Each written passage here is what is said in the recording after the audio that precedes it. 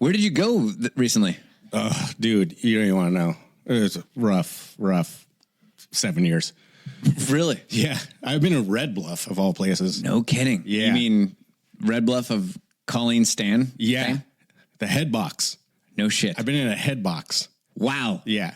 So obviously I'm in dire search of a therapist, a job. I got to find my wife and kids, but most of all, I got to get my hair cut, man. Cause getting that head box off was a major nightmare. I can imagine. If you have any suggestions, I mean, I could really use some help. Dude, if I were you, I would fly down to Newport Beach to the Kitty Olivier hair salon. Newport Beach? Yeah. Down in Southern California. You could hitchhike. Believe me.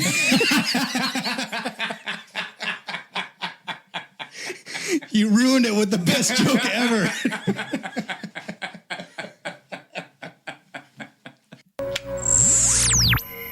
You ever get the feeling that everything in America is completely fucked up? Nothing wacky.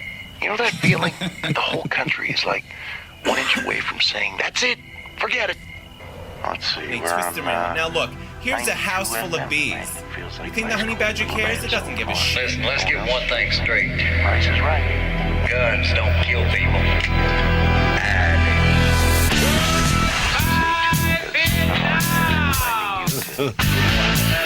Thanks, Matt. Actually, to stand up and say, God bless America. God bless America. I've done and I'm proud to admit, I don't care.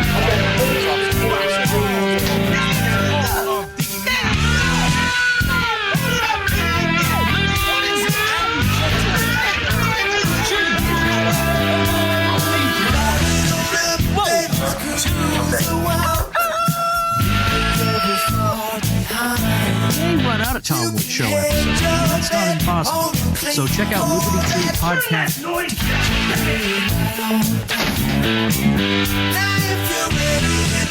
Gold jacket, green jacket, who gives a shit?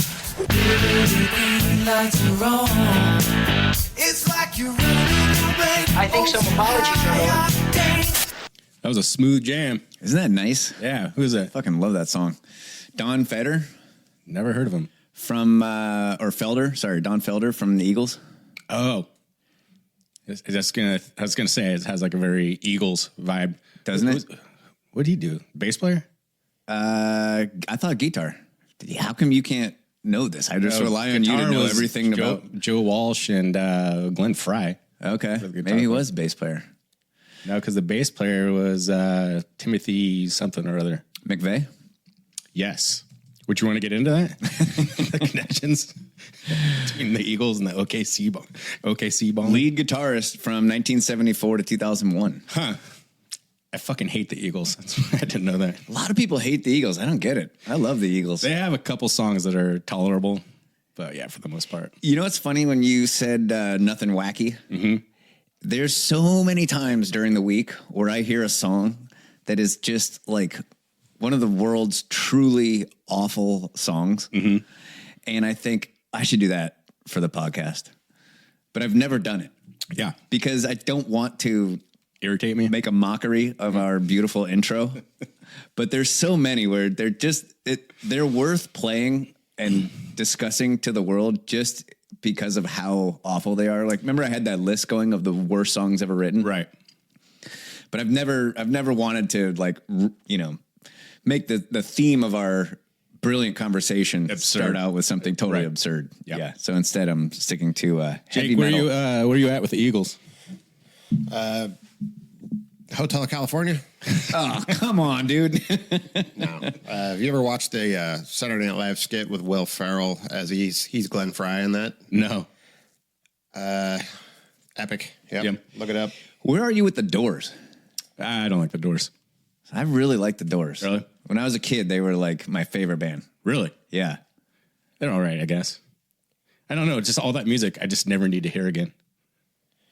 Yeah. It all reminds me of like the guy on the job site where Bad to the Bone comes on the radio. And he's like, oh, these are nice. Great song. What's wrong with you? Fair enough. I would like to thank our sponsors for today's show. who we're not going to name out loud, but there are many of them out there. And we really appreciate their support, and everyone that's bought a t-shirt or maybe a front doormat from us from libertytreelifestyle.com. Your support is greatly appreciated. It helps us put this thing on the air, and you can go to Patreon, the Liberty Tree Social Club, if you'd like to support the show. And as always, please do the shit that you do on the listening apps.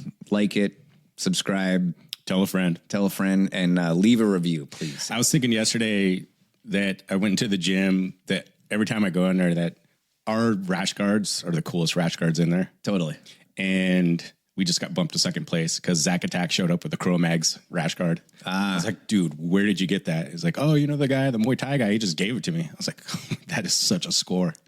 Yeah, it's easy to make a cool rash guard if you are glomming on to something else that's already very popular. I mean, the Liberty Tree rash guards come from our dark, dark souls, and I think that's what makes them great. It's like being in a band and covering Riders on the Storm. That's exactly how what hard it is. is that? Yeah, come on. You know it's going to be epic. Crowd pleaser. Dude, check out this. Did you have something witty to say? Always. Okay. Check out this little survey that I stumbled across. This is from NBC. Oh, I've seen this. Okay, good. And it was from 2022 and 2021. Percentage of college students that would probably not or definitely not, and it's broken up either into Republicans or Democrats. Probably not or definitely not work for someone who voted for the opposing presidential candidate. Republicans, around 8%. Democrats, 30%. Be friends with someone who voted for the opposing presidential candidate. Again, Republicans, like 7%. Democrats, almost 40%. Shop at a business who voted for someone of the opposing presidential candidate. Room with someone who voted for the opposing presidential candidate. Go out on a date with someone for the opposing presidential candidate. In all of these, Democrats are at least double, if not triple or quadruply less likely to engage with somebody from an opposing political view. Just go out on a date, one date. That one I almost kind of get, because I don't get any of this. Well, anytime I went on a date, I was looking for my wife. Mm-hmm. And so I do want to kind of align on something like that would be probably important. Mm-hmm. More important than random, I don't know, your favorite food. While your wife was missing, you were going on dates? What? That's terrible. I didn't say that. That's what you just said. I think that this is just exactly what we've noticed before, that people like us, as hated as we have become in our previous friend group, it just is so, this says exactly that. Like Just this poll. Intolerance on a graph. Exactly. Yeah. Just because you voted for someone of a differing political group, you are like 70% of Democrats said they wouldn't go on a date with someone if they voted opposite them. I had a friend who was dating at the time, and I was like, hey, how'd that date go? He goes, oh, not so good. Because we got into some political issue. I don't remember what it was. And then like kind of got a little tense. I was like, you talk politics on a first date? He goes, yeah, you kind of have to. You have to know where people stand. I was like, that's so weird. And I was thinking of that when I heard this on the radio. This radio show was going through this graph that you're showing me right now. And when that person said that, I was like, I've been with my wife this was quite a while ago, like 6 years now. No idea what her politics are. We've been together for 13 years. I still couldn't describe her politics. I know because I don't care. I know who she voted for. I'm outing her. Oh, one thing I forgot to say when we were talking about supporting the show. I have a plan in place in my head. I'm going to unveil it right now. Okay. If we can get our weekly downloads. You have a plan, huh? Yes. You have a new idea? You're going to like this. Business opportunity? Hear me out. Okay. I'm going to make this commitment to our listeners. Okay. If we can get our downloads up to 10,000 downloads a week, Matt will run for governor in the next governor race. All my dreams, politics. All right. Let's make this happen, people. I'd like to hear that confirmation hearing. Just a list of all our old episodes. Like, okay, let's start back here in December of 2021. I want this to happen, not because I think Matt will make a good governor, but I think it would be so annoying to him to have to run for governor that we need to do this. That would make you happy. That would make me happier than anything. So are you following the great sex strike that's going on? No. Oh, this is great. All these women are coming out and declaring they're having a sex strike. And there's like pictures of them, shaved heads, always with a mask on, with signs saying no sex till 2028. Then Ellen DeGeneres and her wife left the country, right? In response to, I think, Richard Gere left the country. I don't know if he looked into the customs laws with transporting gerbils, but that's none of my business. And then vasectomy, since the... we got to hand it to these people. Just, I want to give them credit for actually making good moving on their promise to leave the country. But when you're on the outside... So then, like, also, I just read this article that vasectomy appointments have gone up by like 140% since the election. But when you stand on the outside of this, you're like, so really profoundly mentally ill, deranged people are willingly taking themselves out of the gene pool and just straight up leaving the country. Yeah. Like, which is that one in particular is super funny too, because so let me get this straight. Here's how you can even also, Trump didn't know he was going to do this good of a job. Yeah. Here's how you can also read that article. Like, so what you're telling me is 2 postmenopausal lesbians moved out of the country to protest reproductive rights. Got it. Yeah. And then Whoopi Goldberg declares a sex strike, which I think she's glossing over some kind of simple math, how a sex strike works. It'd be like me coming home, like telling my wife, like, look, if you don't have dinner ready by 5, I'm going to start playing these bagpipes. I'm not going to play these bagpipes I picked up at the Goodwill earlier. She's going to be like, your terms are acceptable. Yeah. I mean, I know how much your wife loves bagpipe music, so that might make sense. Are you following what's going on with Comcast and MSNBC? Yeah. ABC, NBC? Yes. Are you following the predictable trolling that came with it? A little bit. This is hilarious. Jake, you follow this? I knew that Elon Musk is threatening to buy MSNBC and fire. So it turns out that telling a country for 4 straight years that the president is a employee of Putin and that the vaccines are safe and effective, and now the president is literally Hitler, not the most profitable business model, at least for a news network, right? And so Comcast, which owns all these, they're this kind of magnet that owns all these other media outlets. Right. Magnet? What's that? That's kind of what? I'm sorry, go ahead. Okay. They announced that they're going to start making major cutbacks, CNN as well, right? And when they announced that, Elon Musk jumps on Twitter and says, how much? Offering to buy it. Right. And then when he says that, Joe Rogan then jumps in and says, I'll take over Rachel Maddow's show. We'll even wear the glasses and just lie for an hour. Repeat all the same lies. Yeah, right. So then investing groups start jumping in. One guy, Sean McGuire, I think his name is, he's one of the guys that ponied up like $800 million to help Elon buy Twitter. He goes, I'm in. And then Witkoff Capital jumps in and goes, I'm in too. And then these meme stocks start jumping in, like Autism Capital and what's the other one? Ape Investing or something like that. Now you can poke fun at these people, like what does a meme stock account having, what kind of power do they have? These are the guys that facilitated when they found out that Wall Street was shorting AMC and Blockbuster. They rallied everyone to drive up the stock price. Yeah. Wall Street lost billions of dollars. So much so they went to Robinhood, who was a deeply compromised and corrupt company, and Robinhood shut down their trading platform because they were hemorrhaging so much money. So if you think these people don't have any power or this won't have any kind of result, we have a bit of a track record here. It's pretty awesome to watch. What I like about it, and you see that like CNN's going to make these major cuts too. It's like, it goes back to what our favorite result of the election is like we're getting this like palpable recalibration of like normalcy going on out in the ether, and it's pretty nice to watch. It is incredible what is happening now that Trump has won. Yeah. Stuff that I wouldn't have thought would happen or didn't see coming. Like it's just like Ellen DeGeneres leaving the country. It's like, oh, fuck, sweet. Did you guys Goldberg, hear, sex traffic. Fucking sweet. Elon is maybe going to buy InfoWars because Alex Jones lost it in his Sandy Hook. Right? So yeah, he lost InfoWars, and one on this thread as you're following, and they're saying they should buy MSNBC and call it InfoWars. Which would be hilarious. Wow. Yes. They already started designing logos for the new MSNBC. It's going to be called MXNBC.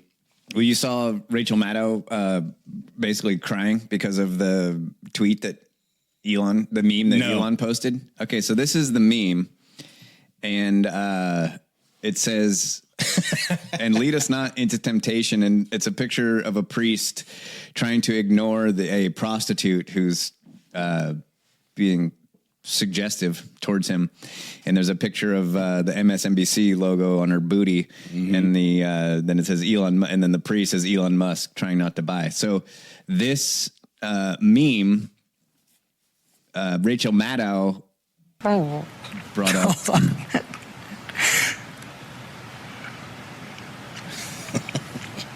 To at least 3.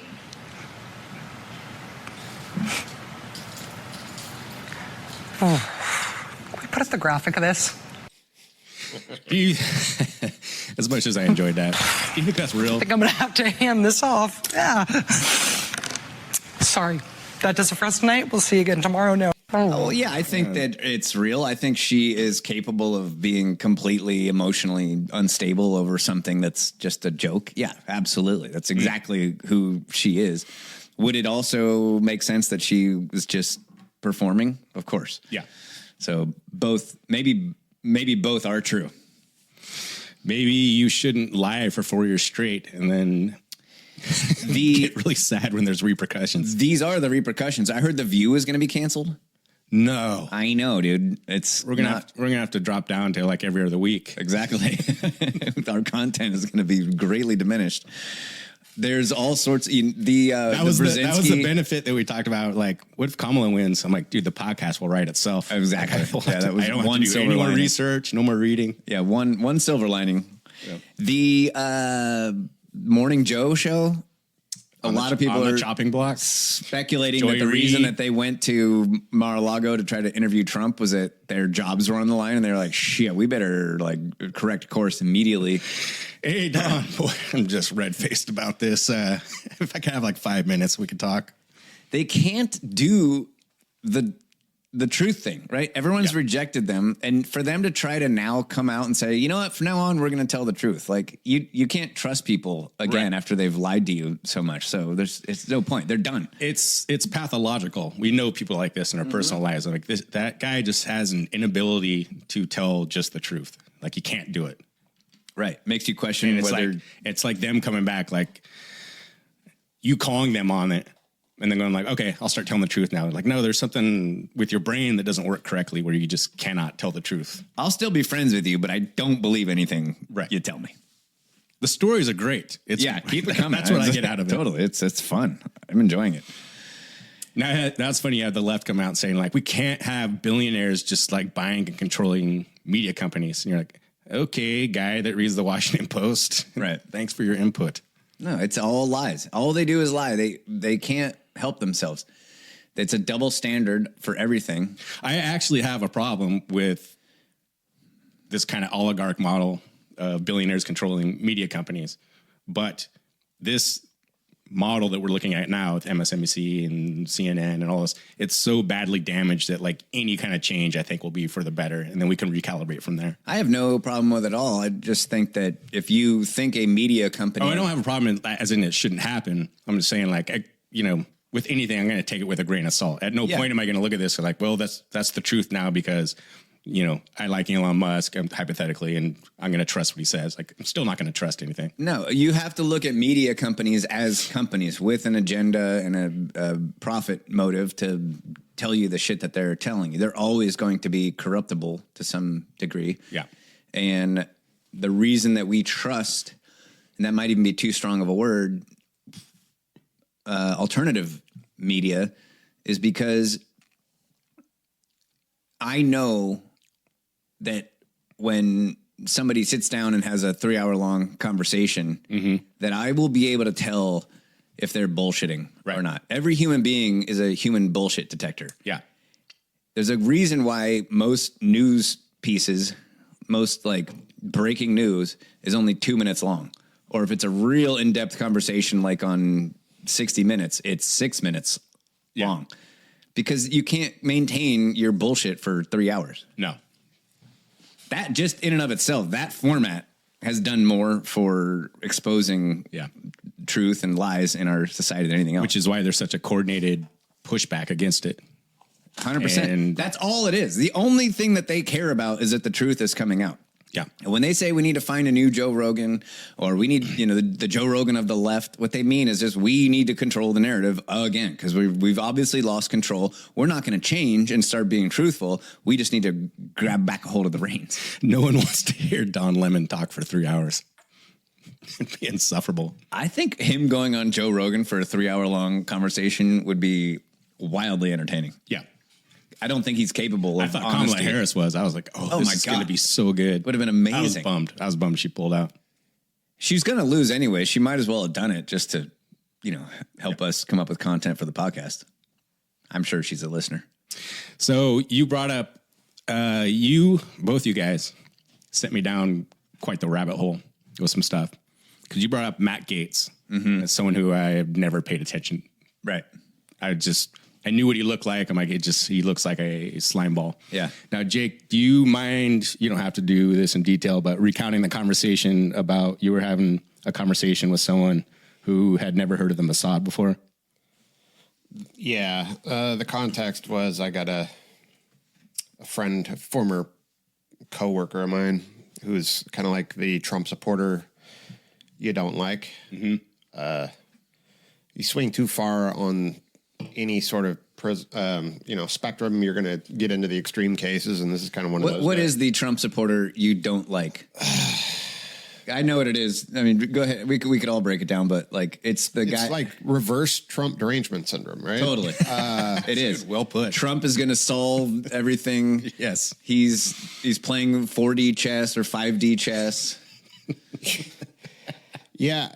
So and I mean, I could kind of expound on that a bit, but we get to rip on Trump that's the kind of guy all the time so now. whatever you got in your head about a person like that, great dude. Just one of my other conversations with him was, I said, do you think do crazy people know they're crazy, or are they the last ones to find out? I'm kind of hinting at you're kind of nuts with this stuff. That is a great question, though. Yeah. So why do so many celebrities come out to support Kamala? Was the beginning of this interaction. Is this the celebrities that she paid to support her, or just in general? Allegedly. I'm pretty sure it's in the audit.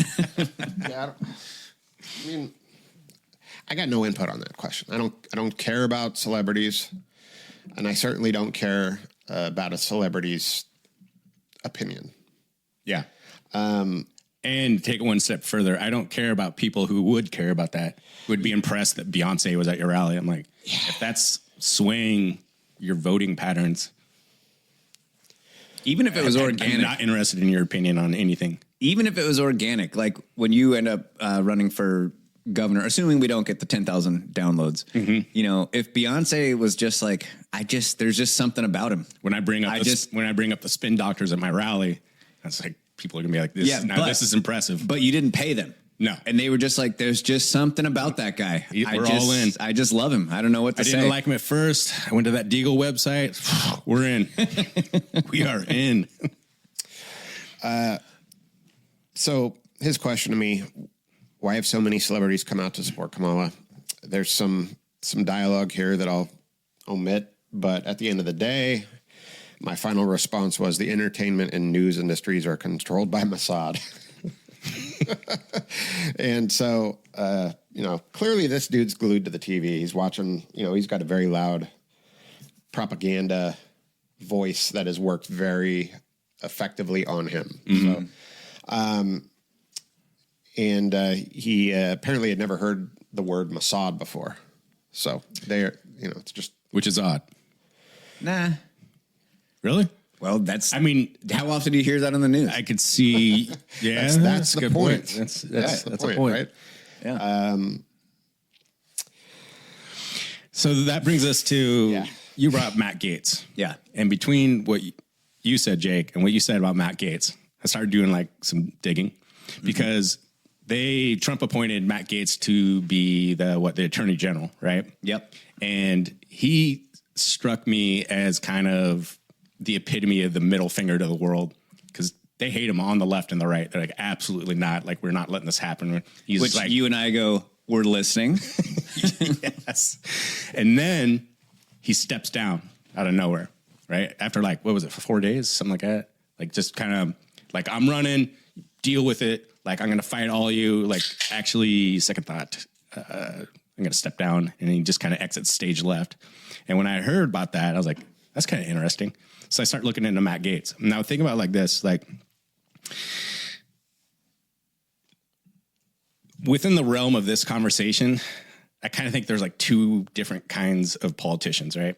So it made me think you have your Gavin Newsom's, for example, right? Mm-hmm. Basically ordained from childhood that he's going to have some kind of political power. Correct. Right. And so what he does is he makes this essentially a deal. He believes he has this God-given right to have as much political power as possible.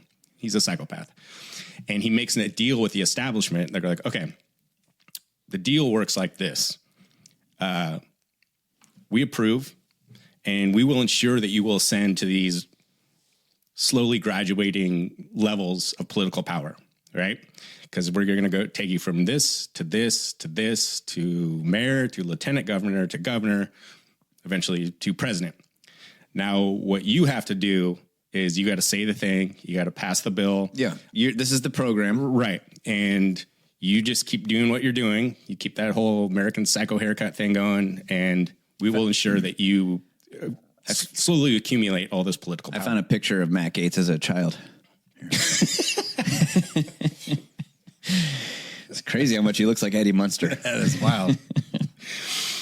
And then the deal, what you are going to get is all the political power that you already feel that you deserve, right? And we will also tell you which stocks to invest in, which wineries to buy, et cetera. Right. Mm-hmm. And what we're going to need. Yeah, you're going to have a very luxurious life. Right. Now, make no mistake, when you get that call that we need this bill passed or to declare a sanctuary city or to shut down the schools or shut down all the businesses or to launder $60 billion through a homeless industrial complex that we made up, like, we don't want any pushback. Right. That's how this deal works. Right? Yeah. Your conscience, it may not come along on this journey. Now, what's important with both these types of politicians I was thinking about, neither one of them have any beliefs whatsoever. No. They have no convictions. They have no moral conviction. All they have is a belief that they should be in power, which I think describes almost anyone in a significant seat of power. Right. Yeah. I mean, this Kamala Harris is probably the This is ultimate. why I actually begrudgingly respect someone like Bernie Sanders. I was like, now he really believes what he's saying. And I got to kind of respect that. So to a degree. Yeah. So now you have this second type of politician. And I was thinking about this is like, these are these like out of nowhere, like nothing politicians that just kind of arrive and they are always attached to all this like rumor and innuendo and like baggage. And it's almost predominantly some kind of sexual degeneracy. Right. And this was my first impression of Matt Gaetz. Because what are the chattering classes saying about Matt Gaetz? That he had sex with underage girls. He trafficked them across state lines or whatever. All kinds of. That's just the official investigation going on with Matt Gaetz. But there's also all these other like rumors of late night drug fueled sex parties. Him bragging on the Senate floor about banging multiple girls, in hotel rooms. Like, guy looks like they pulled him out of some slimy rock somewhere and just installed him in some kind of seat of power, right? Yeah. So, well, he looks that way. Yeah, by his looks. He certainly looks that way. Although, almost every politician would fit into that category, and they don't look like Matt Gaetz. They look like normal, just like East Coast preppy politicians. Yeah. I wouldn't look, you don't look at Matt Gaetz and think, Congress. Mm. I think Eddie Munster. But go on. Okay. But the more I looked into this, and this is my favorite thing about this podcast, is when I was like, that's interesting. I'm going to like take a look at that.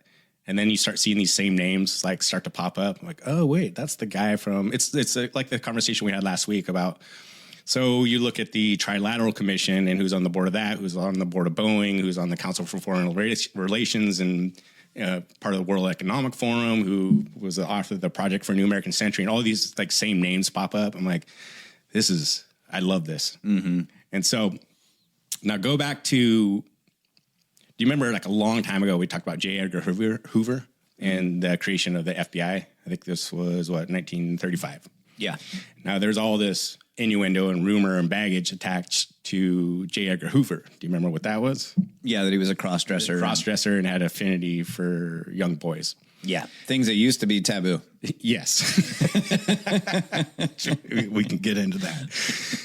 And now you fact check that, and it's basically all absolutely false. You know, shame on you and your homophobia for even bringing it up, right? But on the other perspective of that is that there are all these first-hand accounts of like, yeah, I was at this party. J. Edgar Hoover, he was dressed in drag. He had a bunch of blonde little boys around him for the entire party, right? So given that that's true, is you have to, it gets kind of flipped. And this is like what gets me back into Matt Gaetz, is J. Edgar Hoover didn't get appointed to run the FBI. And they go like, well, now that I have this secure job, I can kind of let my freak flag fly and start wearing women's clothes and hang around with like really young boys all of a sudden.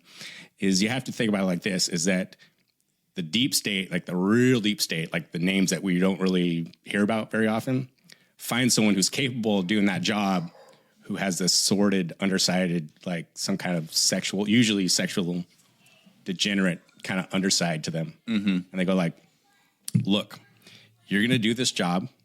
And when we come to you with whatever request, and like, let's say we want to break up the civil rights movement, we're going to want you to try and convince Martin Luther King to commit suicide, conduct warrantless surveillance on suspected communists, whatever it is.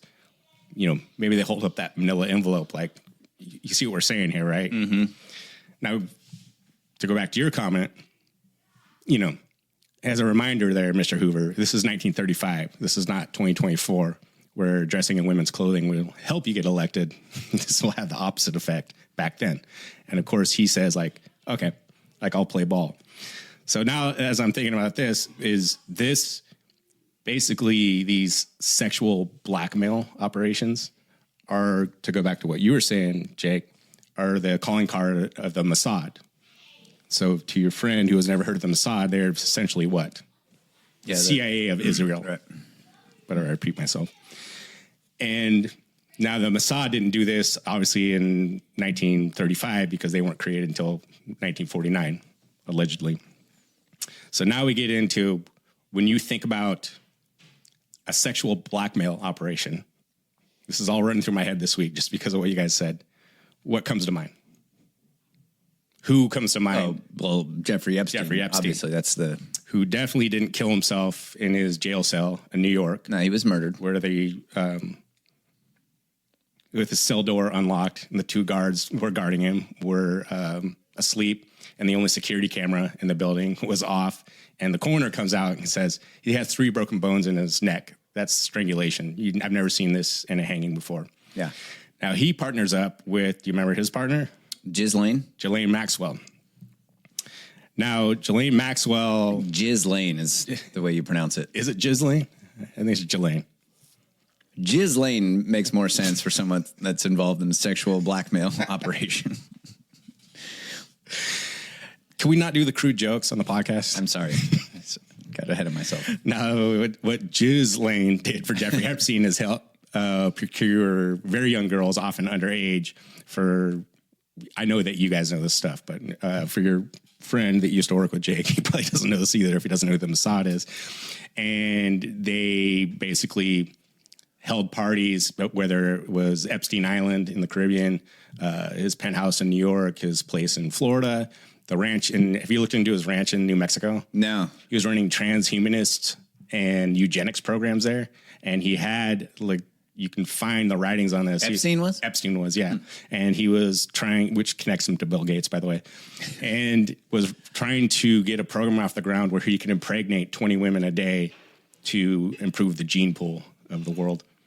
That's very Nazi. Yes.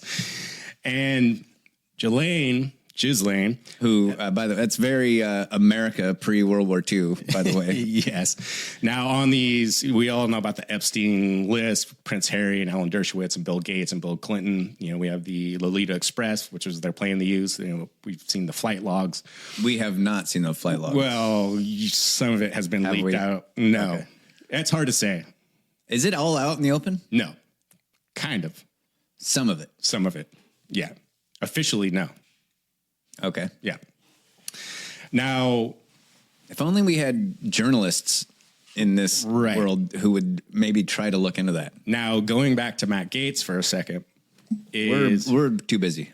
Yes, going back to Matt Gaetz for a second is they announced he's going to be the attorney general. Both the left and right come out against him. Like, no, this guy is such a scumbag. He's a sexual degenerate. He likes underage girls. Matt Gaetz, going back to a rumor and innuendo, starts saying, "Yeah, you guys want to talk about that? Because am I the only sexual degenerate in Congress? Like, if you guys want to do this, we can do this." Then he even makes a mention of, like, maybe we can talk about Jeffrey Epstein, what's on his list and his connection to the Mossad. The next day he steps down. Everyone's like, "The fuck you are going to talk about that?" And then he disappears, right? Mm-hmm. Now, I don't have the receipts for this. Mm-hmm. This is going off what I've heard from someone else. Yeah. So Jeffrey Epstein kills himself in his jail cell. Ghislaine Maxwell is currently sitting in a jail cell. Do you remember one of his other partners? No. Jean-Luc Brunel? No. The French fashion magnate. He magnate.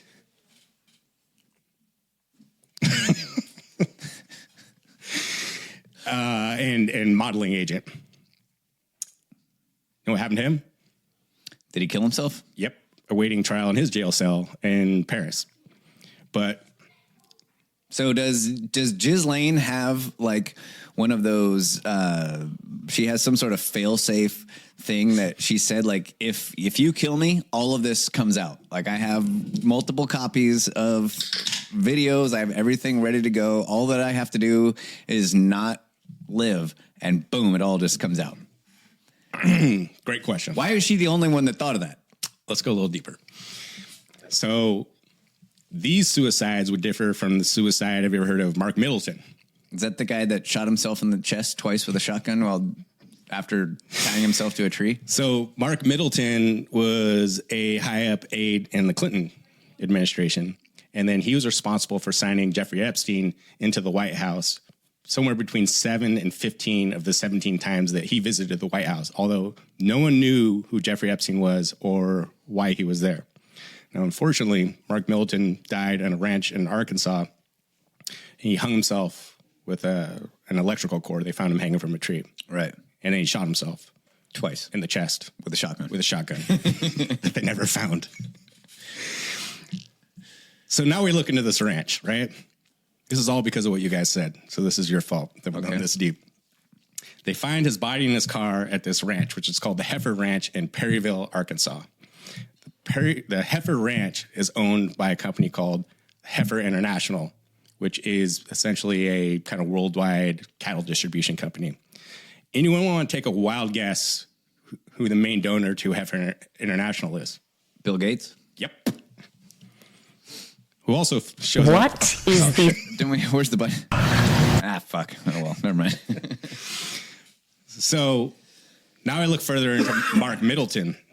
Now, on top of signing Jeffrey Epstein into the White House somewhere between 15 and 17 times to meet with Bill Clinton, although no one knew who he was or why he was there, Mark Middleton was also having his own meetings at the White House with Jeffrey Epstein, who was there on the behalf of Lex Wexner. Do you know who Lex Wexner is? No, never heard of him. You know who he is, right? I recognize the name. I can't remember. He's officially known as like the godfather of the American mall. He's a huge developer, very rich, right? So Jeffrey Epstein, representing Lex Wexner at the White House, meeting with Mark Middleton, they were trying to facilitate moving a company called Southern Air Transport from Miami, Florida to Columbus, Ohio. Okay, so now we're looking into Southern Air Transport, because what Lex Wexner wanted was Southern Air Transport to move his cargo from Ohio to help his businesses. Have you ever heard of Southern Air Transport? No. It used to be called Air America. Have you ever heard of Air America? That's the drug running arm of the CIA? That ran arms to the Contras during the Iran-Contra affair and cocaine back into the urban cities, which started the hip-hop movement, which is kind of interesting. Started the hip-hop movement? That's a bit of a stretch. Financed a large part of the hip-hop movement. So now you take all these different suicides, Jean-Luc Brunel and Mark Middleton and Jeffrey Epstein. You know, these are different from the suicides of Vince Foster. Heard of him? No. Clinton White House counsel. The murder of Seth Rich, which has not been solved. Clinton aide. The murder of Gary Webb, or the suicide of Gary Webb. You know what he did? No. He's the one that broke the story on the Iran-Contra affair, and that the CIA was running cocaine into the U.S. And then here's a good one. Heard of Ron Brown? No. He was the Secretary of Commerce under the Clinton. He was investigating Clinton's ties, some nefarious trading deals. It was called Chinagate. And then he gets a call. He goes, hey, we need you to fly to Croatia to handle this kind of trade tariff thing, like last minute. Mm-hmm. He flies there. Now, unfortunately, he dies. Plane crash? Plane crash, yeah. And a shot to the back of the head. Now, that plane crash was called, we had these like antiquated Croatian navigating systems, right? That shoot you in the back of the head if you make a mistake. So they do an investigation into the guy that oversaw the navigation systems in Croatia,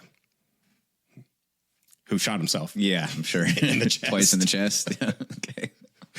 There's a great picture online of Ghislaine Maxwell and Jeffrey Epstein in the front row of Chelsea Clinton's wedding. It looks like a lovely ceremony. It's beautiful to watch. No, they were very well connected. So now let's go back to the Mossad. Because you have Ghislaine Maxwell is the daughter of Robert Maxwell. Heard of him? Robert Maxwell worked with the Mossad running sexual blackmail operation rings. He was a Czechoslovakian-born like immigrant who fled during World War II. His family was killed in the Holocaust. And then he ends up in England, becomes one of the most powerful like media and like press kind of moguls in like world history, like billions and billions of dollars. And so he used to often brag that he was like, I have dirt on very, very powerful people working with the Mossad. And he took all the money that he made with these press ventures that he had and invested all that back in Israel, right? Now, he died. He was on his $50 million yacht, which was called the Lady Ghislaine, or Lady Ghislaine, as you'd like to call it. So I look up the sale purchase of this yacht, as one does in the middle of the night. $50 million yacht, several rooms, giant master suite, has a gymnasium and a discotheque on it. Now, the official story is... A discotheque? A discotheque. That's what the article said. Okay. The official story is that he got up and walked to the upper deck and peed off the side of it, fell off and drowned. He was found by a Spanish fisherman like a couple days later. So this $50 million yacht that has a discotheque and a gymnasium apparently doesn't have a bathroom. Honestly, if I had a $50 million yacht, I would pee off the side as well. So Robert Maxwell was buried in Jerusalem's Mount of Olives. And in attendance of his funeral were the KGB, Britain's MI6, and all the members of the Mossad and the Prime Minister of Israel at that time, right? So his daughter, Ghislaine, teams up with Jeffrey Epstein, and they basically pick up the family business. Like, there's your connection to Jeffrey Epstein and the Mossad, right? Because they're running the exact same play of getting dirt on the world's most powerful people to get them to play ball with whatever they need to do. Yeah, blackmail operation. So they weren't necessarily, I mean, no one knows for sure, but not like Jeffrey Epstein was trying to make like political plays. He was just the guy that you would go to like, hey, we need dirt on this guy to do the thing. You know what I mean? Right? Yeah, he was a gun for hire. Yeah.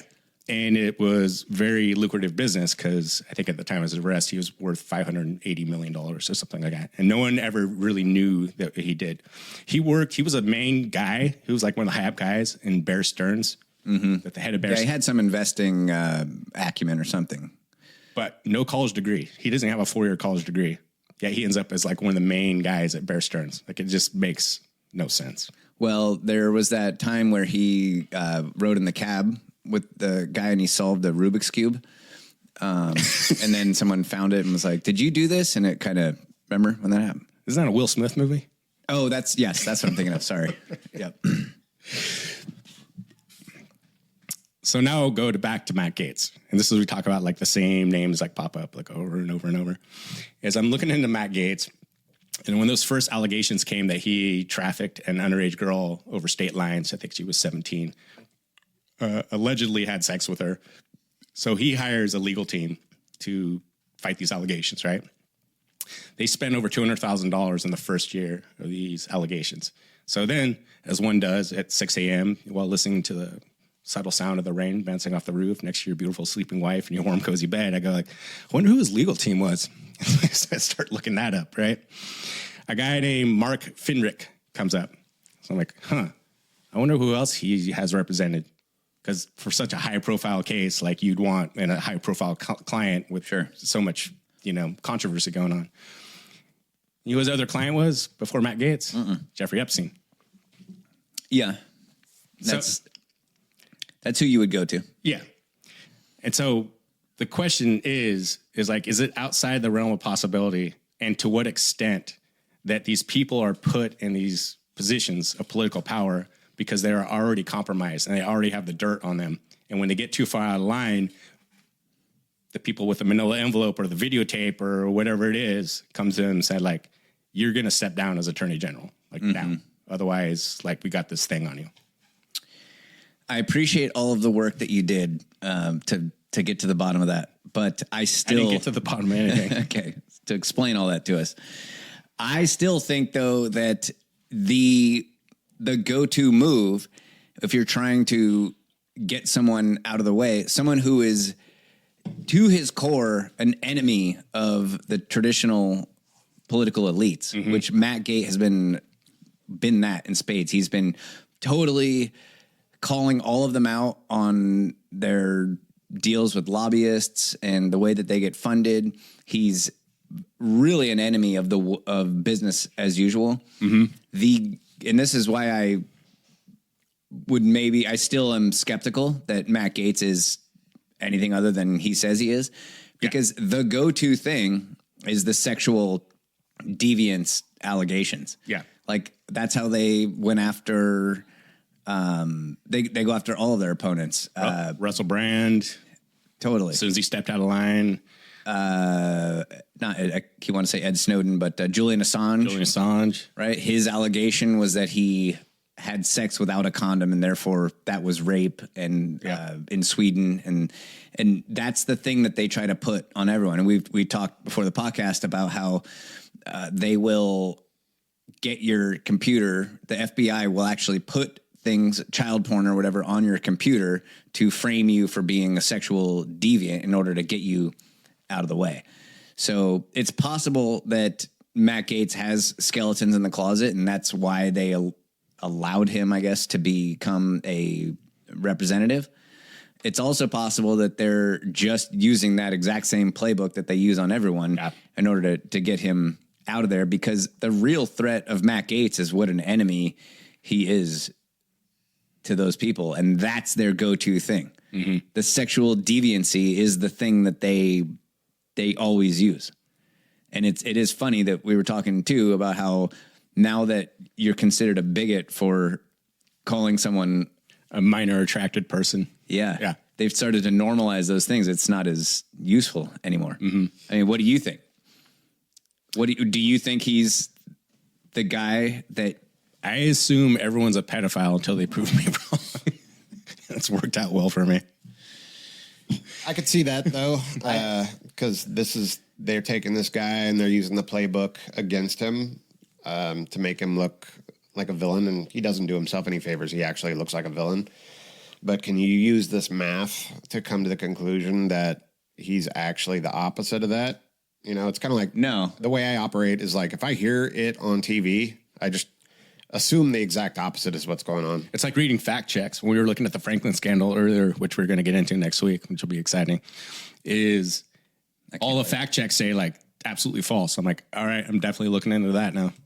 It's also very hard to defend someone who's been accused of that because it makes you look like, oh, you're okay with child rape? Like, no, I'm not at all. I'm just saying, like, just because someone's accused of that doesn't mean that.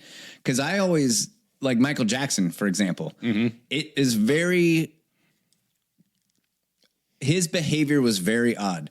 And it really seems like Michael Jackson was a pedophile. But then again, like... Well, he could dance. He was a great dancer.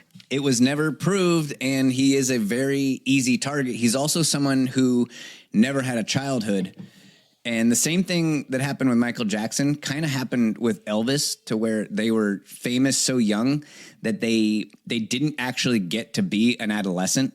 That was taken away from them. And so, you know, right now I'm defending Michael Jackson, and it feels creepy. Like I don't know anything. I have no reason to believe this. I'm just saying that I'm going to put in a cricket sound effect. It's just that because it's such a horrible accusation, it's very hard to defend that without also feeling like you're defending the crime in and of itself. And what better tool to take someone out than that, where people are just like, oh, he's accused of that. Like, oh, I don't even want to touch that. I want to totally go away from that. Yeah. When we were talking before the episode started, we were talking about the wife of the guy that was in jail who was part of the Proud Boys. And they just straight up told him she did an interview. They told my husband, like, we'll just put child porn on your computer. Like, that's how easy it is. Like, if you want to fight this. Yeah. It kind of pisses me off that Matt Gaetz stepped down because switching gears slightly here, Trump got elected on a promise to drain the swamp, same way he did in 2016. And in 2016, he did nothing of the sort, right? He hired the swamp to be his advisors and his cabinet. This time around, he's appointing a lot of people that the deep state are totally afraid of, that they hate. And Matt Gaetz is one of the most, like, rabid opponents of the deep state, based on his rhetoric and based on, you know, all we have to go on with the guy. And we're seeing him step down. It's like, hold on a second. That wasn't what we signed up for. We signed up for you dropping a nuclear bomb on the state and dismantling everything. And now this guy's stepping down. Fuck that. If he's innocent, I want him to fight for keeping that position. We deserve draining the swamp. We don't want just a milquetoast version of that. He should be in there fighting. And that's just the first step. They won already with Matt Gaetz. They've already gotten him. Mitch McConnell has already chalked up one victory in this thing, and Trump's not even president yet. And is this just the first domino? And now we're going to see Tulsi Gabbard isn't going to get, you know, Pete Hegseth and Robert Kennedy and all the other guys. They're all going to get kind of tainted with this same stuff. I mean, obviously, we've talked about it already. Matt Gaetz doesn't do himself any favors by kind of coming across as a kind of a wacky guy. But it's disappointing to me that this is already happening. I feel like if he's innocent, fuck it. You fight for your innocence and you don't just step down on this shit, which that alone makes me think that what you just brought up, maybe there is some truth to it. Because are you the enemy of the state or not? Like, fuck them. Because I remember my reaction to that as someone who's barely following this, but you brought it up. And so I looked at it and was like, man, his appointment is really riling up kind of everyone to a pretty significant extent. And he's, you know, as I was saying before, he's kind of the epitome of the middle finger of the world. Like, deal with it. I'm going to say what I want, and I'm going to be your attorney general. And then, like, one day he's like, never mind. I'm going Would a guy like that? I thought that timing stood out to me, and that's why I started looking into this stuff. Would a guy who was already compromised and got his position because the powers that B allowed him to have that position, allowed in air quotes, knowing that they could control him? Would a guy who had already kind of made that deal with the devil, would he be such a opponent of theirs this whole time? You know, he wouldn't. Someone who was already kind of knew that they were controlled probably wouldn't be the guy that was saying "fuck you" to them this entire time. Well, I think he's like operating within some guardrails, right? As almost every politician did, because they're not looking like we just need this like one thing. It's like we just need control of these people. We're going to give them a medium-sized leash for them to kind of run around and create some havoc here and there or whatever it is. I was like, but once they get past this like certain point, like we're gonna tug on that leash and say like, hey, remember our thing? Remember our Remember talk? you fuck those kids? Yes. I don't see it. Him knowing that in the back of his head, that he has that skeleton in the closet, that he's still going to, poke the bear that much. Because I think that they let these people kind of run amok just within these kind of guardrails, as I was saying, because it gives us the pro wrestling illusion. I'm like, oh, it's right versus left, it's Democrat versus Republican, like, No love lost between these guys, Joe. The UFC guys shoving each other way in, or the fucking Mike Tyson fight. Yeah, dude, like who's fucking buying this? How far apart are those guardrails though? Because he went all the way. It goes to not questioning the military-industrial complex to kid fucking, apparently. But he was doing one of those, and has been this whole time. Yeah. So that guardrail that they let him bounce around in, if what you're saying is true, was very, very wide. That's what made me think. And they just said, well, let him go. But if he becomes attorney general, then we got to... That's what made me think of it, is that I'm like, it seems like the dirt is already out on this guy. I was like, it's, none of it's been proven. There's investigations. The rumors are out there, the innuendo, the baggage, as I was mentioning earlier. The hairstyle. It seems like the hairstyle. It's like, it's already out there. And that's what made me think. I'm like, when he stepped down, I'm like, man, I wonder what they got on that guy, because I thought I had heard all of the rumors and like dirty baggage that this guy had attached to him. So, well, no one knows. The explanation that he gave was just that he wasn't going to be confirmed. That they all already voted. They said no, it's never going to happen. Yeah, and so he stepped down in order to allow someone else to fill his shoes. But it could be. Let's take a break.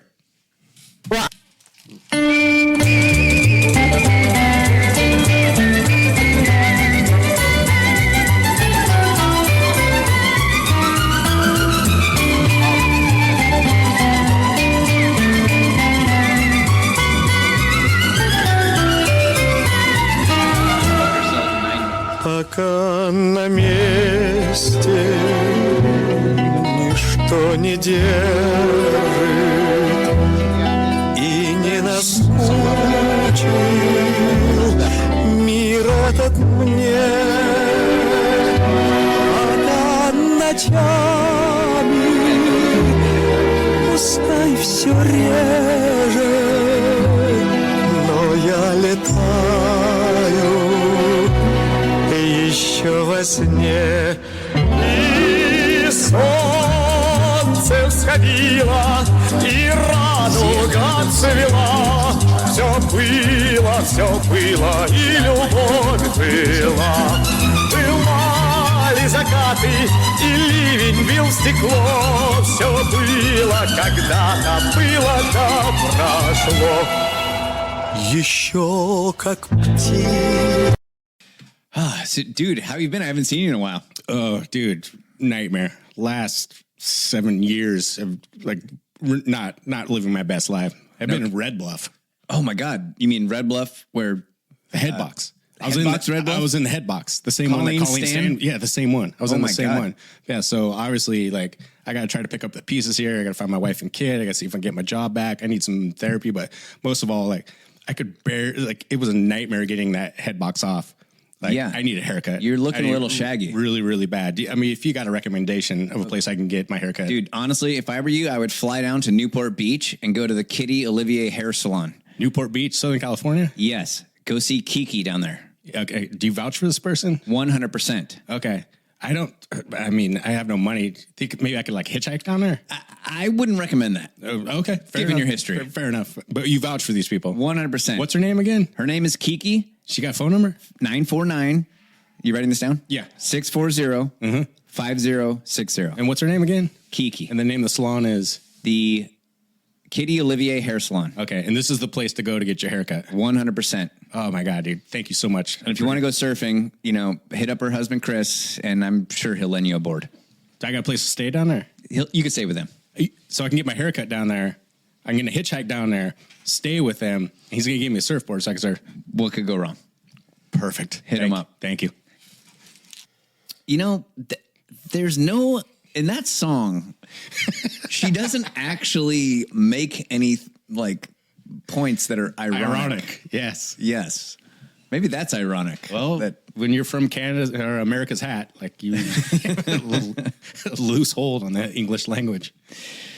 It's ironic that if we all don't die in a nuclear holocaust, that we would owe a thank you card to a ruthless dictator and radioactive iced tea connoisseur, Vladimir Putin.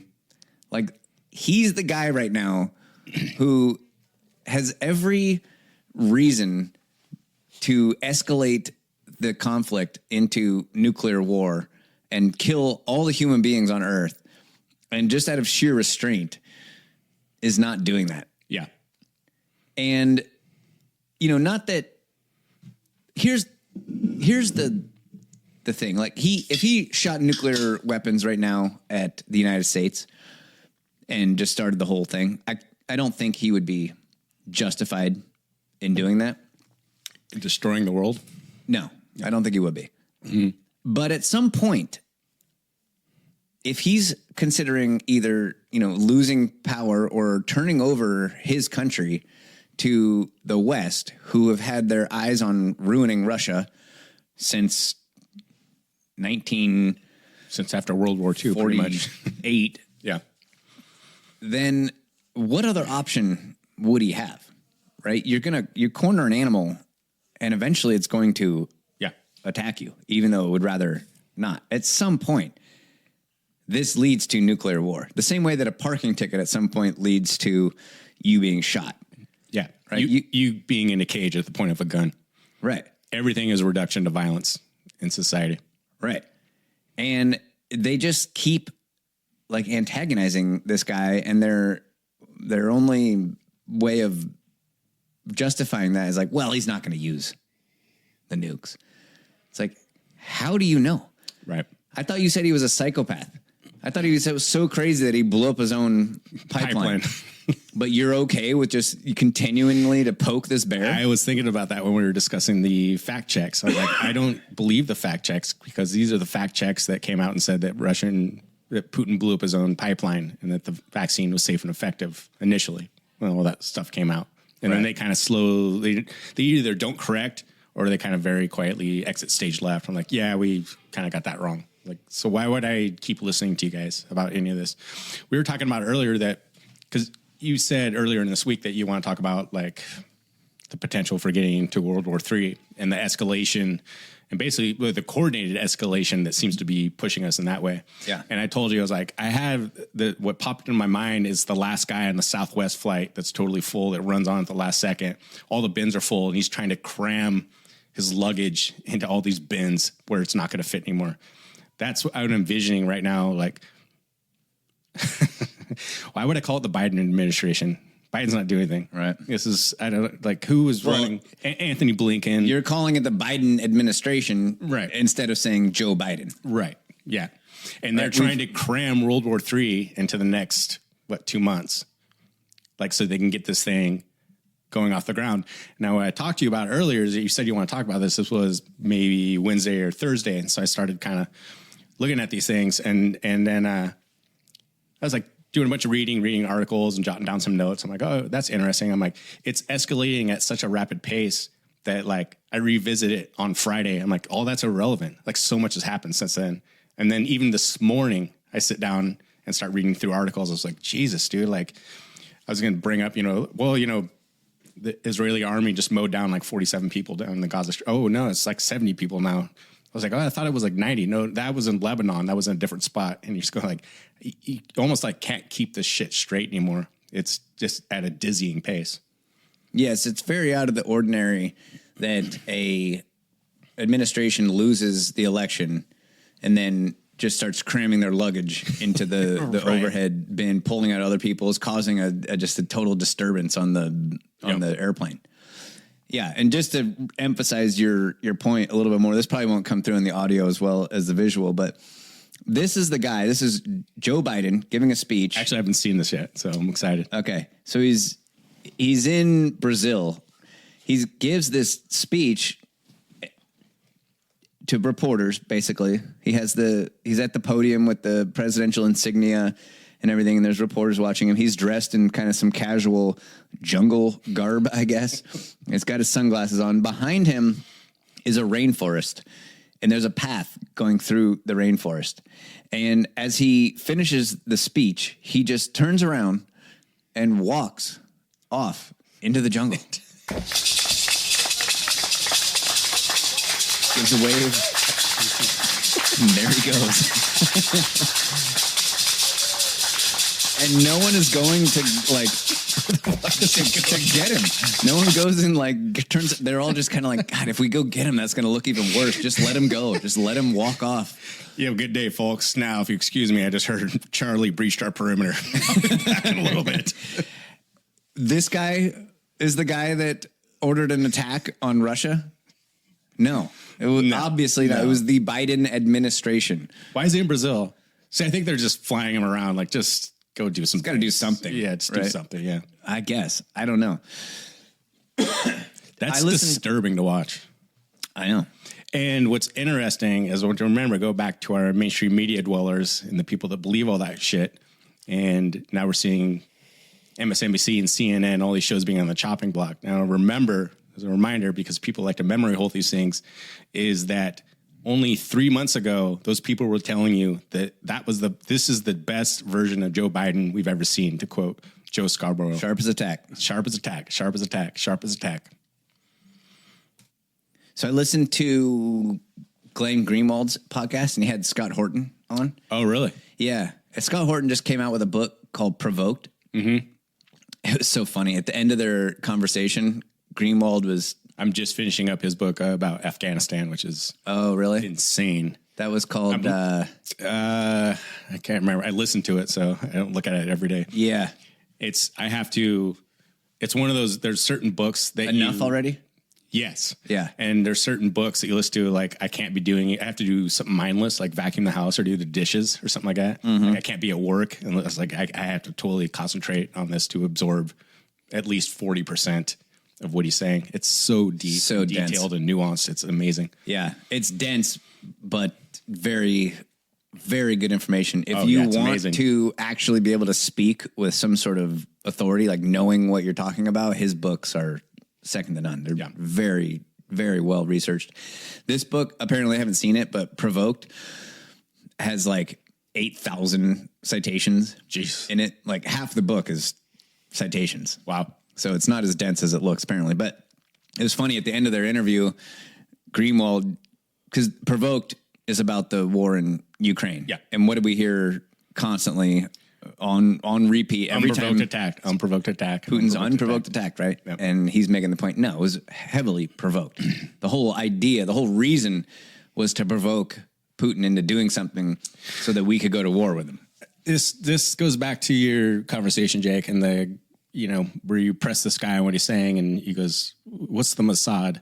And at some point, it's like ignorance can kind of win an argument, because you just go, I was having a conversation with someone, they're talking about Putin's unprovoked attack, right, against Ukraine. I was like, well, you got to go back. You got to look at the expansion of NATO, and you got to go back to 2014 and the call with Victoria Nuland working under the Secretary of State, Hillary Clinton, with the Obama administration at that time, and, us overthrowing the democratically elected government of Ukraine. And this person said to me, like, who's Victoria Nuland? And I just go like, nothing. Like, don't worry about it. Like, I don't... Like, how could you have a strong opinion on this? And if you don't know, like, this is like 101. This is the introduction course, right? Like, have you not looked into, like, I think all they are doing is, like, much like your friend Jake was absorbing just what was being told to them on mainstream media. Right. It's like this takes 20 minutes to research. If you do your own research, you racist. Which is also terrible, apparently. Yeah. Anyways, at the end of their conversation, he was helping him, plug in the book. And Greenwald said, yeah, the book is Unprovoked by Scott Horton. And he's like, no, it's called Provoked. and Glenn Greenwald was like, God, like even I am just like, I hate you hear it so much. Like it just even makes me like repeat it. Like it's just this constant like hammering on you of this idea. It's so funny. But hard to resist. Anyways, going to what we were saying about President Biden not actually being the one in charge. Apparently there was a New York Times article that said that Jake Sullivan was against attacking Russia. Oh, really? But Tony Blinken wanted to. Yeah. And Joe Biden also didn't want to. And somehow it still happened. It's like, isn't Biden the commander in chief? Like, why would he get to? Here's a quote from, I believe this is the same article. This is from Anthony Blinken. Quote, President Biden is committed to making sure that every dollar we have at our disposal will be pushed out the door between now and January 20th. Wonderful. We're making sure that Ukraine has the air defenses it needs and that it has the artillery that it needs, that it has the armored vehicles that it needs. That lets you know everything that you need to know about this situation. It's that, to go back to your analogy of the cornered pack animal, it's like now they're just saying it out loud. It's like we're trying to cram the luggage into the overhead bin before January 20th. Then landmines. Now you see a Russian kind of threat of retaliation with this ballistic missile. How dangerous do you regard this escalatory spiral that we're now in? And what do you think is the motive of the Biden administration in doing this on their way out? Yeah, well, it is certainly dangerous. And it's just amazing that, at least according to the New York Times, this was done on a split decision. They say that Jake Sullivan, the national security advisor, was against it, but the Secretary of State, Antony Blinken, said go ahead. Now, my book actually ends with Biden refusing this pressure just last month. It's that came from the UK. Keir Starmer flew to Washington to pressure him, and he said no. So Biden said no. Jake Sullivan said no. Anthony Blinken said yes. Yeah. And it still happened. Right. I kind of think that, we've always said that war is essentially the goal. Mm-hmm. War is the health of the state, which a lot of libertarians say. Yeah. And it's what money printing was invented for. It's this industry that nobody wants or needs, that in order for it to be funded we have to print money to do it, because you're not actually creating anything. Yes, as we said on the last episode, the most prosperous country in the history of the world doesn't end up $35 trillion in debt fixing potholes and buying textbooks for schools. Right. Well, they do come out with new editions of the textbooks every year, so you can't use the old one. Okay, so I'll give you $1 trillion to fix all the roads in schools. I was thinking, though, that, it's almost like, since war is such a great idea for the state, what they do is pursue a goal. And if that goal doesn't work out and the result ends up being war, then all right. Yeah. Like, who cares? So if the goal is let's get control of all the oil in the Middle East. And if we can't just waltz in there and take it, and we end up having to spend trillions of dollars on war instead, no big deal. Yeah. Or even better. Yeah. Maybe we could do both. Yeah. Saying not no big deal, but even better. Right. Yes. And so every single goal, because if the goal was just war, then you could just go do the war. But what they really are doing is saying, like, let's go get the stuff in that country, and we'll make up some excuse like Putin's an evil dictator and he invaded Ukraine. And that's not necessarily an excuse. He really did do that. But we pushed him to the point where he would do that. The same way that we've done way worse with way less reason. Russia has been, so what I mean, for example, Russia's been invaded over the centuries since 1812, which was the last time America was invaded by the British. Mm-hmm. So since 1812, America has been invaded one time. Before that, you can't really, there was no America as we know it today. Russia has been invaded at least 9 times that are legitimate, and it's not just like little skirmishes or whatnot. Yeah. Including 3 times at least, or 4 times, where it was like an existential threat to Russia. Napoleon, both world wars, and then another, twice in the world wars. Mm-hmm. So 3 times total in the 2 world wars. They were invaded to a point where their existence was in question. Excuse me. So they have a real fear of this happening. It's based on history. And the United States and NATO have systematically moved closer and closer and closer to Russia to a point where they are legitimately concerned about this invasion. Russia has obviously done their own kind of foreign interventions in the world, just like America. Mm-hmm. But every time that they did it in response to preventing an attack from the West, mm-hmm. which is very real in the hearts and minds of Russians. Imagine when in the Ukraine conflict, imagine what it was like for Russians to see German tanks rolling into Ukraine, just like they did in World War II, and not just totally freak out. Yep. Like that has to be like a visceral, emotional response to that. When Germany, at the behest of America and NATO, said, yeah, we're sending tanks to Ukraine. They rolled tanks into Ukraine with the intent of fighting the Russians. So I found this article from RAND.org, and they were actually checking out investigating, like, what is the history of Russia being invaded, and what is the history of Russia's foreign interventions in other countries.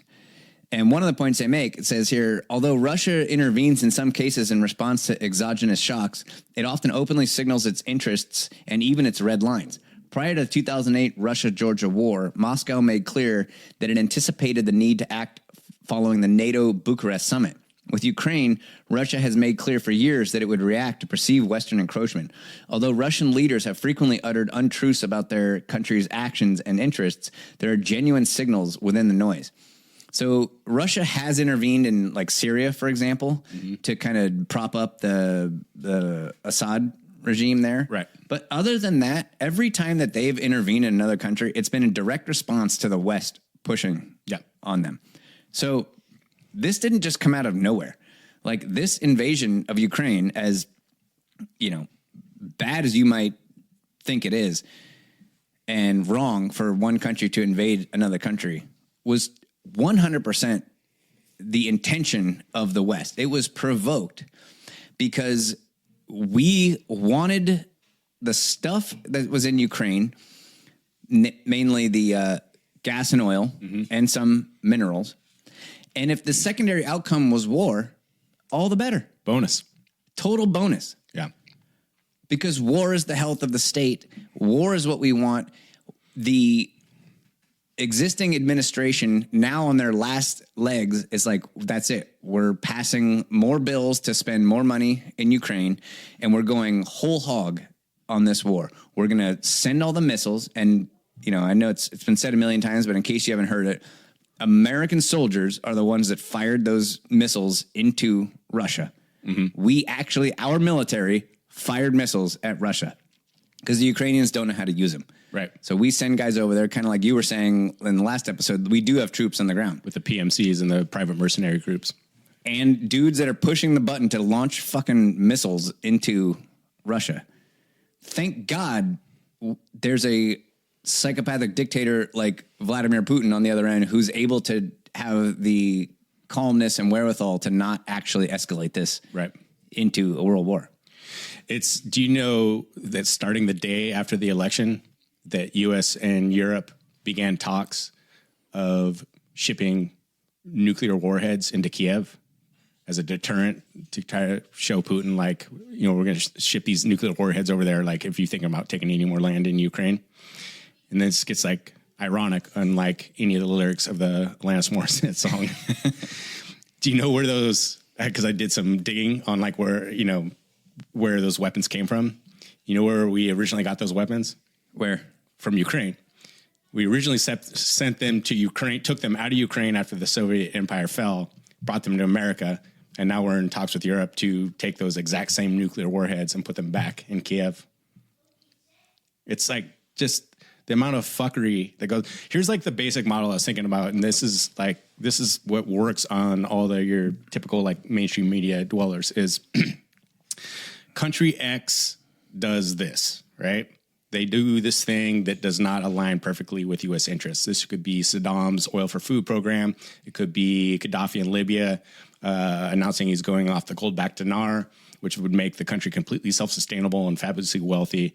And it could be Yanukovych in Ukraine in 2014 saying, like, we're kind of aligning with Russia, like we're going to try to stop these conflicts, for example.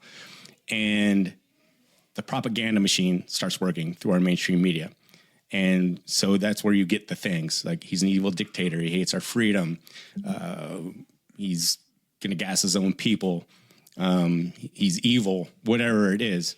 And that works for like the first like week or two, right? Everyone just play along at home, kids, nod along, say the thing, the thing. He hates our freedom, And then the U.S. military executes some kind of operations in there, right?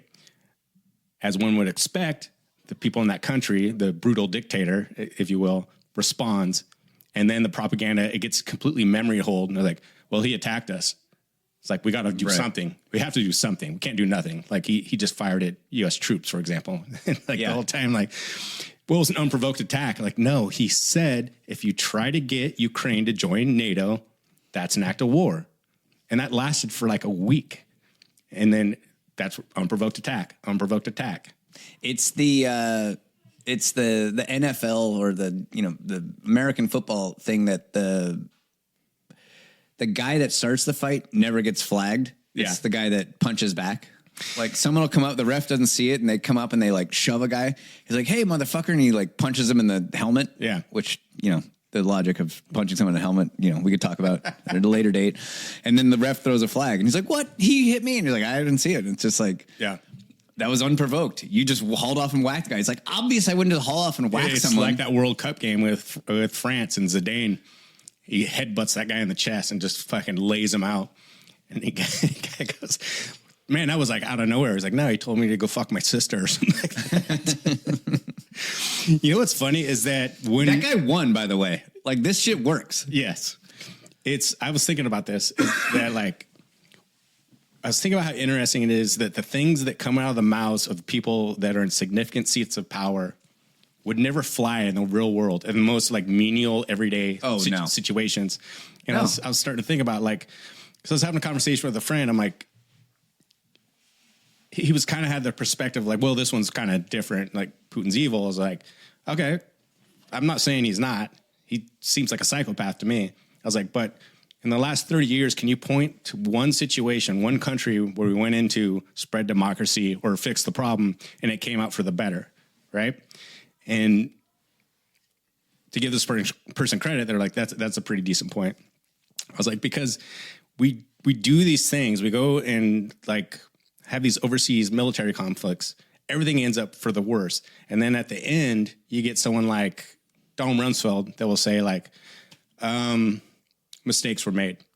Now, let's break that down for a second. Mistakes were made. Let's break that down for a second. Like, let's think of this in your like everyday life. Let's say I worked at a sports bar as a cook, right? Making $18 an hour. And this couple comes in, they order a chicken sandwich and a burger or whatever. I shit the bed on the order, just send out all the wrong shit, right? The manager from that sports bar comes and goes, hey, like, what's going on here, man? You having like a rough day or whatever? He's like, also, they left $40 on the table to pay their bill, and that's missing. Like, you got any explanation for this? I go, okay, yeah, I do. So as far as the $40 goes, that money's unaccounted for, right? And their order mistakes were made. He'd say, get the fuck out of here.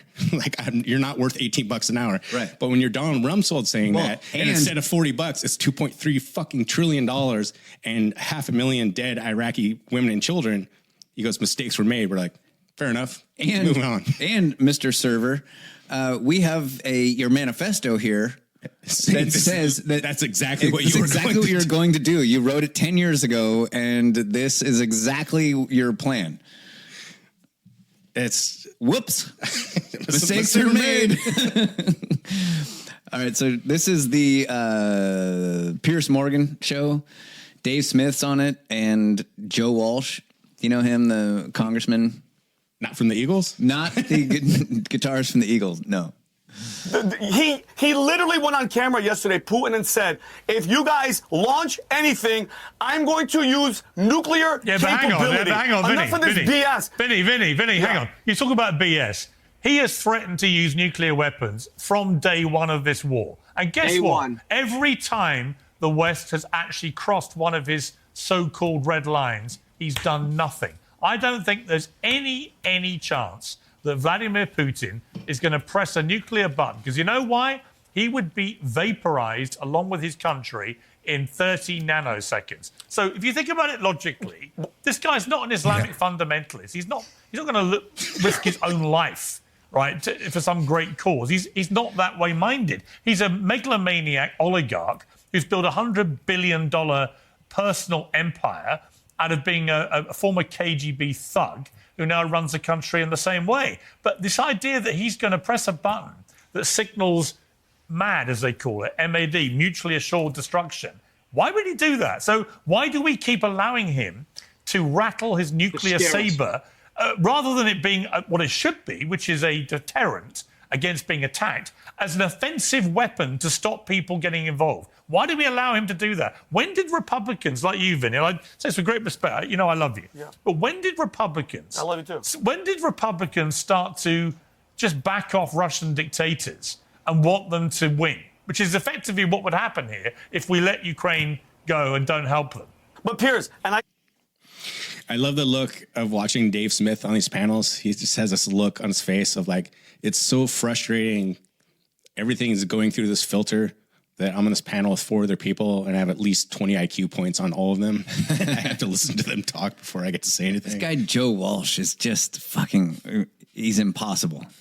But what the point here, it's like, he hasn't launched any nuclear missiles. He's not going to, because it would mean mutually assured destruction. Right. But we're talking about the animal backed into the cage. Like, eventually he is.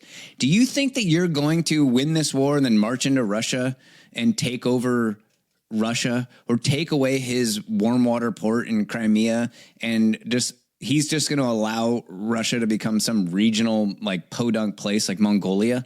Fuck no.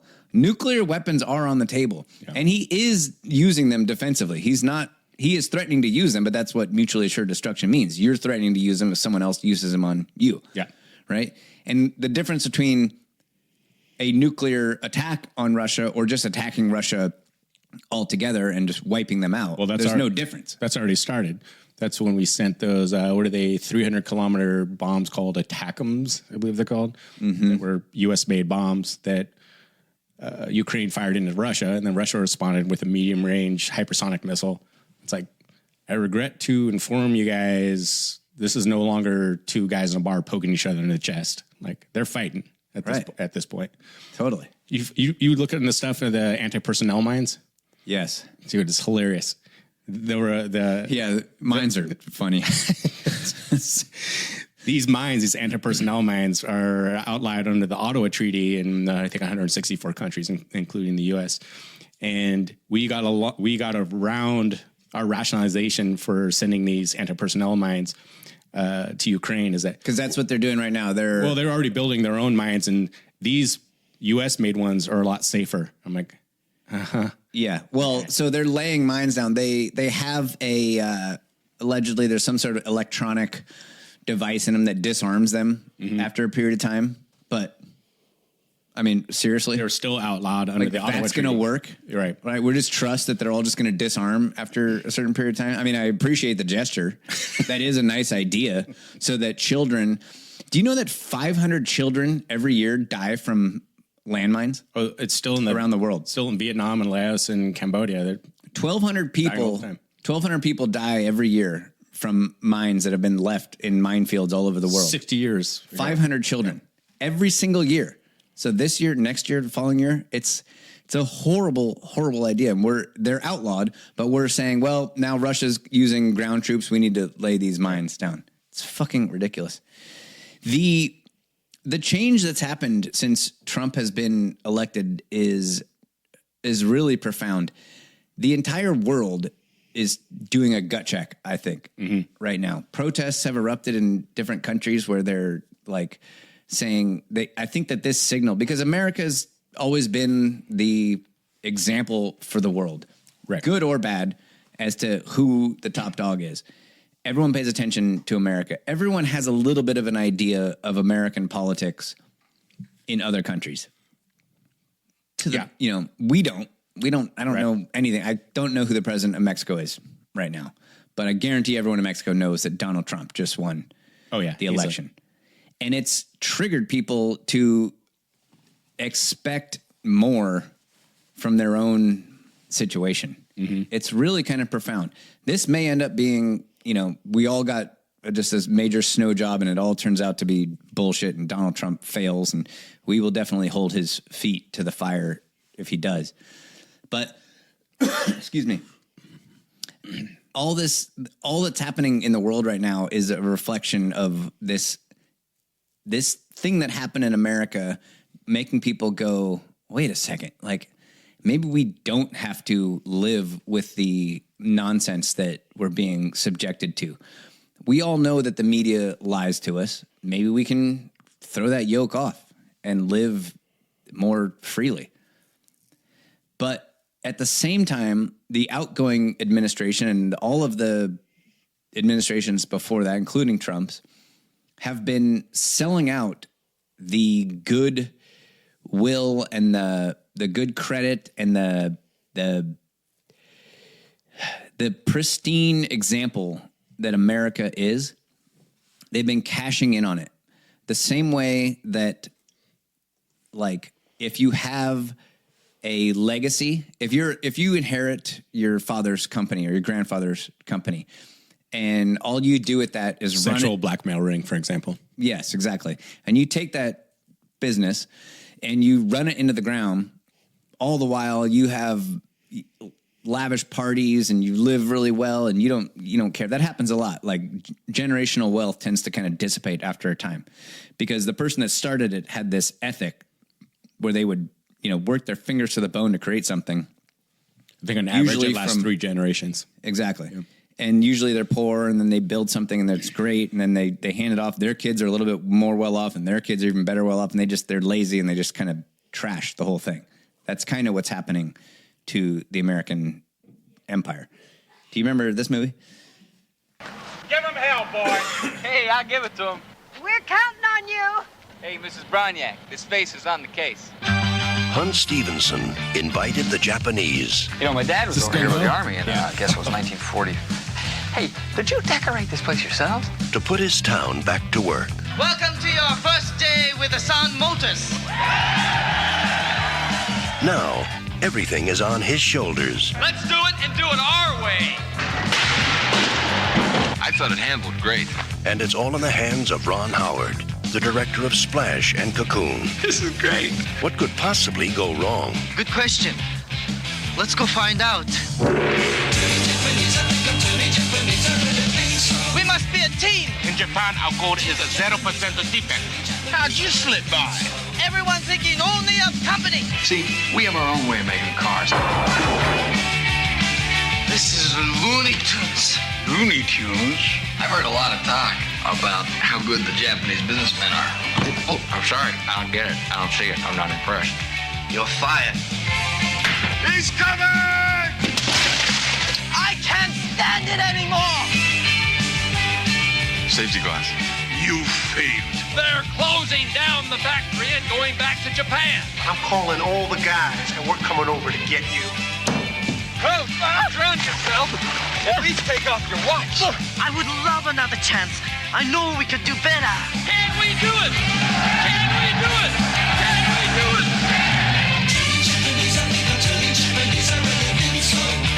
Pictures presents I came to tell you were great tonight. I was really proud of you. Michael Keaton Whoa, yikes. Whoops. Oh, whoa. in a Ron Howard production. Is it just me, or you hate the way your shorts feel when they get wet? I actually kind of like it. Really? Gung Ho. Fun fact, was the guy who played Long Duck Dong. Yeah, Long Duck Dong. 16 Candles. Did you know he actually speaks perfect English? Oh, really? Yeah. He doesn't have that accent? And when he was on the set of 16 Candles, the director said, like, I want you to fake this accent the entire time. And so he did. Another lie that we're all being told. Mm-hmm.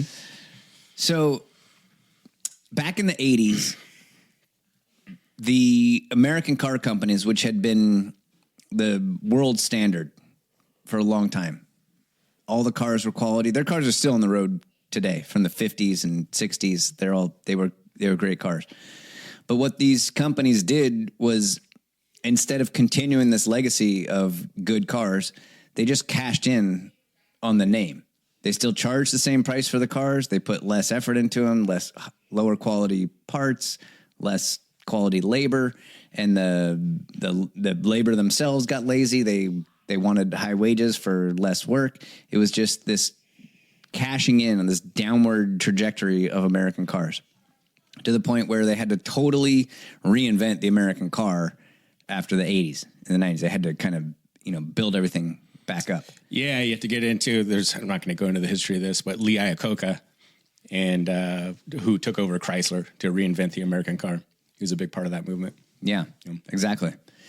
And the same thing is happening. I remember reading that in Reader's Digest at my grandparents' house when I was like 9 years old. Wow. Reader's Digest was the shit back in the day. It was all right. No, there was some good stuff in Reader's Digest. The same thing has happened with the American dream, let's say, or the American ideal over time, where our standing in the world was once great. It was like the shining example of how to conduct a Western culture, or any culture for that matter. We were the envy of the world. And we've just totally cashed in on that. We haven't. The political elites have just sucked all of the money and energy out of that, to the point now where we're losing that. Yeah, they're essentially what do we call them? The predator class, the parasite class. The parasite class, the world's most well-financed tapeworm, are essentially at the buffet stuffing themselves on the Titanic right now. And what are we doing but just using our name to create mischief and war around the world? The people of America don't want it. The fucking president, Joe Biden, doesn't want to escalate this war. He's the people in his... He's got shit to do in the jungle. He doesn't have time for this stuff. And yet the war escalates, right? Recently, our war in Israel has been, and I call it our war because Israel's our 51st state, and Israel doesn't do anything without being allowed to and funded by America. Here's a stat for those of you, Israel has a right to defend itself crowd. It's estimated that between 8,119 people were killed in Gaza between November 2023 and April 2024. Of those 8,119, 44% were children, 26% were women. Of that demographic there, the largest group represented in that number were between 5 and 9 years old. God. That's a stat from the UN. Yeah, but they're Nazis. They're the Hitler Youth. Right, yeah. Yeah, so we need to kill them in their cribs before they can do any more damage. Because as we all know... You'd go back and kill baby Hitler if you had the chance? Absolutely. I'd kill baby. I'll kill any baby. If you just would have let the dude into fucking art school, we wouldn't have had all these problems. And it's a good thing we are, because otherwise Hamas was going to take over and, the world, right? They're just such an advanced organization. So far this month in November, here's another stat for you. Israel has attacked 6 camps inside of Gaza. Yeah, I have seen this. When I say camps, refugee camps, tents. Yeah. Tent villages. 6 fucking times. Because, well, I'll tell you why. Because the Israeli military, which is supposed to be this advanced military, were too much of pussies to actually go in there and get the people that they were after. So they just sat back in their comfy chairs and dropped fucking bombs on tent cities. You're telling me your advanced military can't put on some gear and just go in there and get the people that you're after? Like, just what a fucking bunch of bitches. Yeah. Like, I don't see how you can look at them in any other light than just being cowards. Essentially, you're going to people that are already living in tents because you destroyed their whole fucking city. And if you've seen the pictures of the cities that have been destroyed, it's macabre. It's not about getting your hostages back. Obviously, if that's what you were trying to do, you wouldn't just wipe out an entire block of buildings where they might be. And this is just this. I was going to get into the like religious aspect of this because there's a big contingent in American government that I think, and Mike Huckabee is the guy I'm thinking of, thinks that by doing what we're doing there, we're going to bring back the second coming of Jesus Christ. Mm-hmm. As if Jesus is just like, I want to come back, but you guys haven't, done enough baby killing. Killed enough children. Yeah, once you do that, then I'll come back. Like he gives a shit what you do. Like he isn't powerful enough to, act on his own. He's waiting for humans to do the right thing and kill more women and children. Yeah. But I'm not going to get into that. Podcast for another time. What it is, though, the UN Security Council just voted on a ceasefire in Gaza. Yeah, they voted on it. Mm-hmm. 14-1. The vote no was one of the countries, one of the permanent members who their no vote is essentially a veto. Mm-hmm. But their partners, France, England, who also have the veto power, voted yes. And this is a clear example of the United States standing in the world declining. No one respects the United States anymore.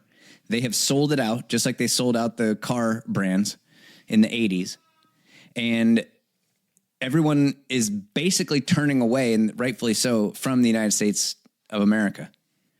Obviously, Make America Great Again is about reestablishing that. I think it's too late to save that name in the world. The best we can hope for is just getting out of this thing alive at this point, because it's not just Ukraine. This could also lead to, maybe even more so, that this action in Gaza could lead to World War III, which would be, we've said it a million times, you don't need to repeat it, but nuclear war is the end of humanity as we know it, right? And God willing, a fucking reality show TV host and a psychopathic dictator and radioactive iced tea enthusiast will save us from that somehow. And it's a sad state of affairs that that's the people that we have to put our hope into at this point. But the faith in America has been completely eroded, and we are on the precipice of World War III. And with any luck, we will avoid it and make America, I'm not going to even say great again, but make America a fraction of what it used to be. Gung Ho.